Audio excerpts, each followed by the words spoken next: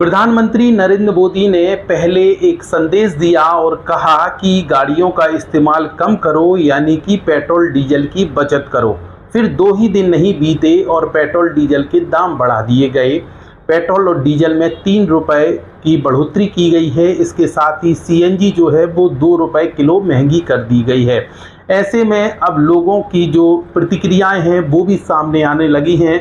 लोग अपनी अपनी प्रतिक्रिया अपने अपने अंदाज में दे रहे हैं।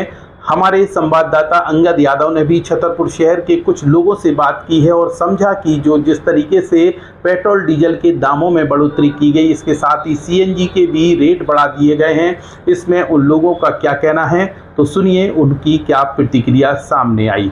ऑब्जेक्शन नहीं है, पेट्रोल बढ़ा हुआ पे ऑब्जेक्शन हो रहा है। ये तो पब्लिक के लाने बेवकूफ़ी वाली बात है। राजनीति है, हो रही है, कुछ नहीं हो रहा भैया। मोदी तो मना कर रहे हैं कि पेट्रोल तो कम यूज मोदी पेट्रोल कर रहे थे, तनख्वाह गाओ कि तनख्वाह कम करो। 140 तनख्वाह के लिए बढ़ाते जाए, पेट्रोल बढ़ा दो, उनकी तनख्वाह घटाओ तो अपने आप घट जाएगा। Royal English higher secondary school Chhatarpur में नर्सरी से 12वीं तक प्रवेश प्रारंभ है, जहां नर्सरी से 12वीं तक अंग्रेजी और हिंदी माध्यम में गुणवत्तापूर्ण शिक्षा दी जाती है। 25 वर्षों का अनुभव, प्रशिक्षित और समर्पित शिक्षक, स्मार्ट क्लासेस, कंप्यूटर लैब और सीसीटीवी कैमरों की सुविधा। बच्चों के लिए बड़ा खेल मैदान और प्लेग्राउंड। हर साल जेईई और नीट में शानदार सिलेक्शन। सांस्कृतिक कार्यक्रमों और खेल प्रतियोगिताओं के साथ सर्वांगीण विकास, नियमित अभिभावक मीटिंग और बेहतरीन शिक्षण सामग्री।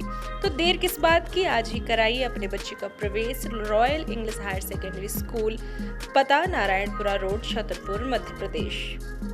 भैया अभी तो आज 3 रुपए बढ़ के मिल रहा है और अभी देखना, अगर युद्ध बंद नहीं होगा तो समझ लो कि 500 के लगभग तो बिक रहा है पाकिस्तान में, और इंडिया में भी कम से कम 200 रुपए का पेट्रोल होगा और डीजल होगा, अगर युद्ध चलता रहा तो। और युद्ध नहीं चलेगा तो फिर नॉर्मल बात तो है ही है। जनता को क्या नुकसान होता है? अब जनता को नुकसान हो किसी को, तो यहाँ तो ठीक है, जनता मन नहीं रही, यहाँ युद्ध हो रहा है, वहाँ तो जाने कितना बर्बाद हो रहा है। तो अब ये मोदी जी के ऊपर दोष दें तो कोई बात नहीं है। मोदी जी पहले से सचेत कर रहे हैं कि आप लोग डीजल पेट्रोल की खपत कम करिए, वो तो बढ़ते ही जाना है। अगर युद्ध चला तो 200 रुपए के नीचे नहीं बिकेगा पेट्रोल और डीजल।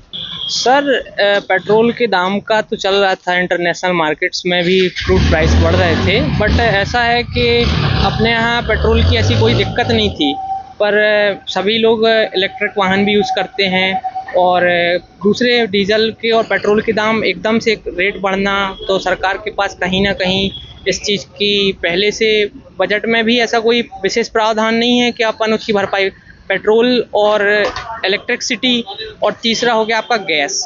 तो गैस के दाम तो बहुत ही ज़्यादा हैं हाई, उसमें कोई सब्सिडी भी नहीं मिल रही है, और बेरोजगारी का ऐसा दौर है कि उस पर भरपाई करना कहीं ना कहीं बहुत मुश्किल हो रहा है। सामान्य लोगों के लिए तो बहुत ही दिक्कत की बात है। जो सोसाइटी में अभी स्थिति है, कहीं ना कहीं ट्रैवल करना महंगा। अब पेट्रोल और डीजल भर के दाम नहीं बढ़ेंगे, अब हर चीज़ के दाम बढ़ेंगे। जो उससे जुड़े हुए हैं वो सभी चीज़ें महंगी होंगी जो पेट्रोल डीजल पे आप निर्भर हैं।